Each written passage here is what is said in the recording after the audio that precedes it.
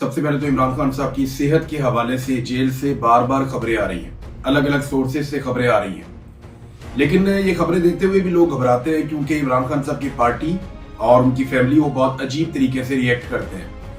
देखिए, पाकिस्तान तहरीक इंसाफ की लड़ाई पाकिस्तान की मिलिट्री एस्टेब्लिशमेंट से चल रही है और मिलिट्री एस्टेब्लिशमेंट पूरे पाकिस्तान के निजाम को कंट्रोल करती है। तो जब भी कभी इमरान खान साहब के हवाले से कोई खबर निकलती है तो फौरी तौर पे खबर देने वाले पे ये इल्जाम लगाया जाता है कि आपको मिलिट्री एस्टेब्लिशमेंट ने ये खबर दी। जरूरी नहीं है कोई मेजर, कोई जनरल, कोई ब्रिगेडियर को फोन करके बताया कि जनाब ये खबर है, कोई कर्नल फोन करके बताया कि ये खबर है। बाद औक़ात थोड़ा सा निजाम को ढीला छोड़ा जाता है और खबर निकल आती है, या जानबूझकर ऐसा माहौल पैदा किया जाता है जिसमें खबर निकल आए। या देखें ना, अगर किसी सहाफी को कोई जेल के अमले का कोई बंदा राब्ते में आ जाता है और वो उसे कहता है जी कि मेरे पास एक बड़ी खबर है, तो सहाफी तो वो खबर ले लेगा, और अगर उसको कोई और सोर्स, कोई दूसरा सोर्स उसकी तस्दीक भी कर दे तो फिर तो उसकी वो खबर हो जाएगी ना। अब पाकिस्तान तहरीक इंसाफ के भी कुछ लोगों को पता है इस बारे में, लेकिन ज्यादा लोग बोलते रही थे। ज़हीम लगारी साहब ने खबर दी, फिर उसके बाद जो है रिजवान गलज़ई साहब ने खबर दी, वसीम मलिक साहब ने खबर दी, सदीक जान साहब ने ये खबर दी, और बहुत सारे जर्नलिस्ट ने भी खबर दे रहे हैं और लगातार इसके बारे में बात कर रहे हैं। पाकिस्तान तहरीक इंसाफ के कुछ अहम रहनुमा जिनमें मुराद सईद हैं, इनके अंदर एक नाम जो है वो मेजर ताहिर सादिक साहब का भी है, इसमें जावेद हाशमी साहब ने भी इसके ऊपर स्टेटमेंट दिया, और बहुत सारे लोग अब ये बात कर रहे हैं कि इमरान खान साहब की सेहत के हवाले से जो खबरें आ रही हैं वो तशवीशनाक है। यानी उनका ब्लड प्रेशर बहुत बढ़ गया है, यही ब्लड का ही प्रॉब्लम था जो उनकी आंख के अंदर क्लॉट आया, और फिर इमरान खान साहब की 85% बिनाई उनकी दाई आंख की खत्म हो गई और मुलाकातें बिल्कुल बंद थी, कोई तस्दीक भी नहीं कर सकता। सिर्फ सलमान सफदर जो इमरान खान साहब के वकील हैं वो जाकर इमरान खान साहब को मिले थे और उन्होंने अब तक यही बताया कि इमरान खान साहब बड़ी हाई स्पिरिट्स के अंदर थे। यानी इमरान खान साहब ने कहा इस बात की फिक्र ना करो। तो जब उनका वॉशरूम वगैरह देखा कि वो गंदा था, उन्होंने कहा छोड़ो इन बातों को, मैं यहाँ पे एडजस्ट हो गया हूँ, मैं कैद को मैंने अपनी ज़हनी तौर पे तस्लीम कर लिया, सिर्फ बंदोबस्त करो कि मेरी आंख का इलाज किया जाए और मेरे जाती मुआलिजीन मुझे देखें। जाती मुआलिजीन का इमरान खान साहब इसलिए कहते हैं कि अगर उनके ब्लड टेस्ट होंगे आजादाना माहौल में और उनके ब्लड टेस्ट होंगे गैर जानिबदारी से, जब रिपोर्ट आएगी तो पता चलेगा कि उनके ब्लड के साथ हुआ क्या उनके खाने में उन्हें कुछ ऐसा दिया गया, क्योंकि इमरान खान एक ऐसा कैदी है जिसे घर से खाना नहीं जाता। अब जो खबर आई वो ये है कि इमरान खान साहब को पिम्स अस्पताल में लाया गया था और लाने का मकसद सिर्फ ये था कि उनका ब्लड प्रेशर हाई था, तो इमरजेंसी में उन्हें लाया गया, पिम्स अस्पताल लाया गया, उन्हें चेक करवाया गया और फिर वापस जेल में ले जाकर बंद कर दिया गया। अब ब्लड प्रेशर नॉर्मल अगर हाई हो जाए तो एक आधी गोली दे दी जाती है मरीज को, लेकिन अगर लगातार हाई रहना शुरू हो जाए तो फिर तशवीश की बात होती है, तो तभी आपको अस्पताल में ले जाना पड़ता है। वरना जेल के अंदर अस्पताल और डॉक्टर सब कुछ मौजूद है, वो वहां पे अगर नॉर्मल ब्लड प्रेशर का मामला होता तो वहां पे देख सकते थे, लेकिन अस्पताल लाने का मतलब ये है कि इमरान खान साहब के कुछ ना कुछ ब्लड टेस्ट जरूर लिए गए होंगे और कुछ ना कुछ ऐसी चीज है जिसपे तशवीश हुई डॉक्टरों को और उन्होंने कहा जी ने अस्पताल ले जाया जाए और पिम्स में ले जाके इमरान खान साहब का चेकअप करवाया गया। देखिए, मैं एक चीज आपको बताऊं, कैदे तन्हाई क्या होती है आप में से कोई भी नहीं जानता। ये जितने लोग सुन रहे हैं ना, इनमें से कोई एक आधा आदमी होगा जो जानता होगा, जो कैदे तन्हाई में रहा। आप में से कोई भी नहीं जानता कि कैदे तन्हाई होती क्या है। ये बैठ के बड़े आराम से आप मजाक में बात कर देते हैं कि नहीं नहीं कुछ नहीं होता, मैंने कैद काटी है, मैंने मार खाई है। कोई मार मुकाबला नहीं कर सकती कैदे तन्हाई का। मैं कैदे तन्हाई में रहा हूं, आपके सामने बैठा हूं, मैं आपको बता रहा हूं मेरी हालत देखें क्या हो गई थी कैदे तन्हाई की वजह से। पूरा जिस्म मेरा सूख कर कांटा हो गया था, मैं बोल नहीं पा रहा था। उन्होंने बहुत तजर्बात मेरे ऊपर किए, लेकिन कैदे तन्हाई सबसे खौफनाक तजर्बा था। आप देखें, जितने भी लोग कैदे तन्हाई से आते हैं, जिनको एजेंसियां उठाकर ले जाती हैं, वो वापस आते हैं, वो नॉर्मल नहीं होते, वो बड़ी मुश्किल से नॉर्मल होते हैं। उनका जिस्म बिल्कुल लागर हो जाता है, वो ज़हनी तौर पे बहुत स्लो हो जाते हैं, उनके मल्टीपल इश्यूज शुरू हो जाते हैं। कैदे तन्हाई इंसान को अंदर से तोड़ कर रख देती है, जो इमरान खान साहब के साथ किया जा रहा है। मैं तो सिर्फ 5 महीने, पौने 5 महीने कैदे तन्हाई में था। इमरान खान साहब कब से कैदे तन्हाई में हैं आप अंदाजा लगा लें। आज 9 महीने हो गए, उनकी मुलाकातें ही बंद कर दी गई हैं। 9 महीने हो गए उनको, उनकी फैमिली से नहीं, सिर्फ वो क्या सिक्योरिटी बाहर खड़ी हुई है और एक बंदा आता है खाने देकर चला जाता है। इसके अलावा इमरान खान साहब किससे क्या बातचीत करते हैं? कुछ किताबें उनकी साथी हैं या वो अल्लाह की इबादत कर लेते हैं। तो कैदे तन्हाई जहां इंसान को जिस्मानी तौर पर तोड़ कर रख देती है ना, वही ये इंसान को आसाबी तौर पर बहुत मजबूत भी कर देती है अगर वो अपना ताल्लुक अल्लाह से जोड़ दे। और ये मैंने इमरान खान साहब के अंदर ये चीज महसूस की। जिस किस्म के लोग उन्हें मिलकर आते हैं, वो आकर जो बातें बताते हैं, उनसे अंदाजा होता है कि इमरान खान साहब ने अपना ताल्लुक जो है वो अल्लाह रब्बुल इज्जत के साथ जोड़ा, और इस कैद तन्हाई में भी वो बड़े डटकर बड़ी मजबूती के साथ खड़े हैं। जिस किस्म की बातें अगर सलमान सफदर ने बताई ऑन द रिकॉर्ड और ऑफ द रिकॉर्ड, उससे भी समझ आती है कि इमरान खान साहब कैद तन्हाई में भी टूटे नहीं। अभी तक टूट जाते तो सबके सामने आ जाता मामला। तो ये बहुत खौफनाक चीज है कैद तन्हाई जिसमें इमरान खान साहब को रखा हुआ है। तो यहां अगर उन्हें खाने पीने में कुछ ऐसी चीज दी भी जा रही है, वो खुद तो नहीं पता कर सकते कि ये क्या है, ना पता चलता है कि क्या दिया जा रहा है। अगर स्लो आप किसी को पॉइजन करें तो उसके साथ क्या हो सकता है। यही बात तो इमरान खान साहब की बहनें कह रही है। अभी अलीमा खानम का स्टेटमेंट आया कि हम ये देखना चाहते हैं इमरान खान को मिलकर के उनके साथ क्या किया जा रहा है, क्या उन्हें स्लो पॉइजन किया जा रहा है या उनके साथ क्या सलूक किया जा रहा है, इसके बारे में वो नहीं जानते। लेकिन वो ये चाहते हैं कि इमरान खान साहब से उनकी मुलाकात हो और उन्हें पता चले। अब कैद तन्हाई और इमरान खान साहब की सेहत का मामला, इसको ना नॉर्मलाइज कर दिया गया। जो सबसे बड़ी बात है वो ये है, जब ये पता चला था ना कि इमरान खान साहब की एक आंख 85% जाया हो गई, उस वक्त पाकिस्तानियों में बहुत गुस्सा था। लेकिन सुहेल अफरीदी जिन पे इमरान खान साहब को बड़ा मान था, वो अपने साथियों समेत इंडोर एहतजाज करना शुरू हो गए इस्लामाबाद में। चंद लोग जो हैं वो जाकर बैठ गए मोटरवे के ऊपर, और वो तादाद इतनी बड़ी हुई नहीं कि वो इस्लामाबाद की तरफ बढ़ते। जो पार्लियामेंटेरियंस हैं वो पार्लियामेंट के अंदर बंद हो गए। तो कोई बड़ा एहतजाज हुआ नहीं, कोई जबरदस्ती कोई जोरदार काम हुआ नहीं। जितना बड़ा लीडर है इमरान खान, जितना लोग उससे प्यार करते हैं, इमरान खान की लीडरशिप ने मामले को नॉर्मलाइज किया।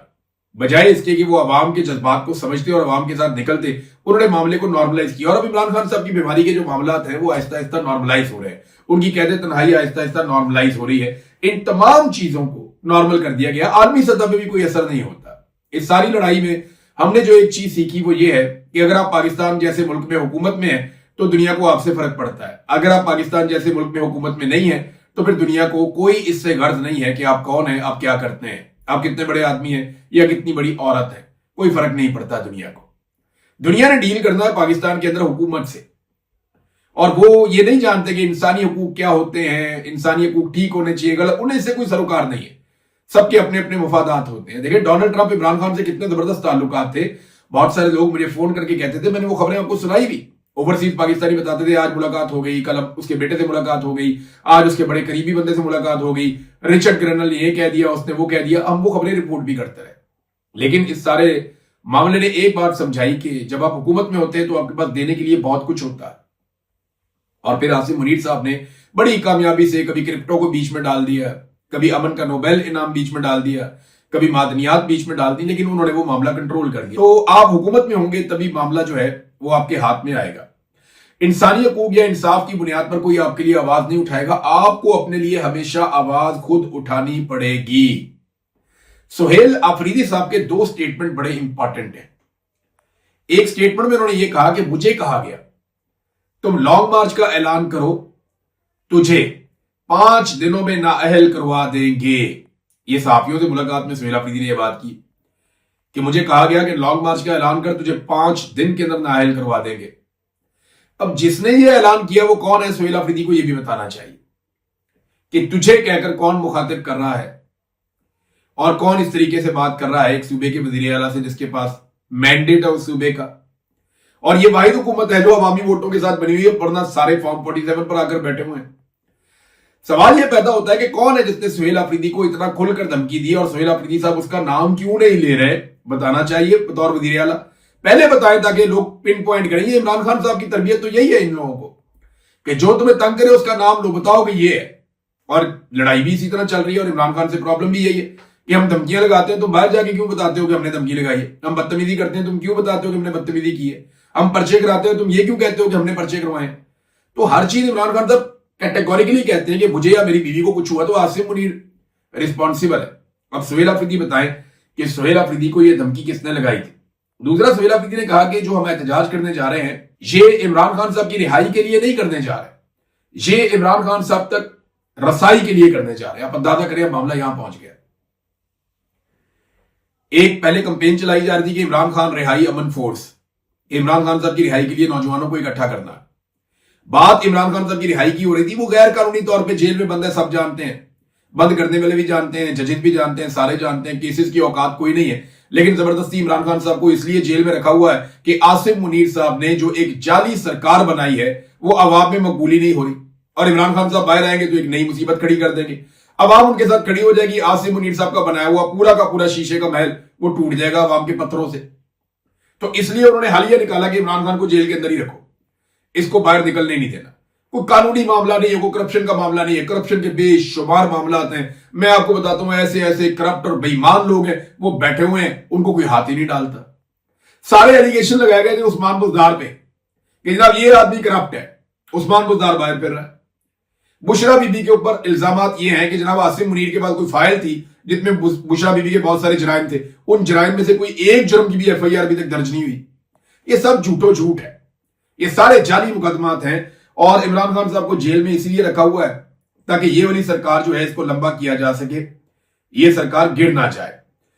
तो ये क्या बात की सुहेल अफरीदी साहब ने कि इमरान खान साहब की रिहाई के लिए हम तहरीक नहीं चला रहे। भाई कारकुनान सिर्फ इसलिए निकल रहे हैं लाखों की तादाद में, अगर आप निकालेंगे तो, कि जनाब इमरान खान साहब की एक मुलाकात करवा दी जाए उनकी फैमिली से, या उन तक रसाई दे दी जाए। भाई उस आदमी की रिहाई के लिए जोर लगाओ, वो बेगुनाह जेल के अंदर कैद है। आपको हुकूमत इसलिए दी थी कि आप स्ट्रीट मूवमेंट चलाएं और इमरान खान साहब की रिहाई के लिए जोर लगाएं, लेकिन इमरान खान की रिहाई के लिए कोई कोशिश भी नहीं की गई। बल्कि अब वो कोशिश करते हैं कि इमरान खान साहब तक किसी तरह रसाई हो जाए, यानी उनसे मुलाकात हो जाए। उनकी रिहाई वाला मामला तो गया कहीं और, स्ट्रीट मूवमेंट अभी तक शुरू नहीं हो सकी। अब जब मैं ये वीलॉग आप मेरा सुन रहे हैं तो 4 दिन गुजर गए हैं ऐलान किए हुए, और 4 दिन गुजरने के बावजूद अभी तक तैयारियां शुरू नहीं हुई कि ये लॉन्ग मार्च कैसे होगा, किस तरह लोग निकलेंगे, कोई कमेटियां बन जाए, कोई मेंबरशिप शुरू हो जाए, कोई तैयारियां शुरू हो जाए, कोई ग्राउंड पे लोग निकलना शुरू हो जाए। और अगर वही सारा कुछ करना है सुहेल अफरीदी साहब ने जो वो पहले कर रहे थे, तो वो तो पहले भी कर सकते थे, अनाउंसमेंट के बगैर भी कर सकते थे। वो पंजाब चले जाएंगे, सिंध चले जाएंगे, बलूचिस्तान चले जाएंगे, लोग निकलेंगे, उनका इस्तकबाल करेंगे, 10,000 5,000 लोग निकलेंगे और उसके बाद वापस चले जाएंगे।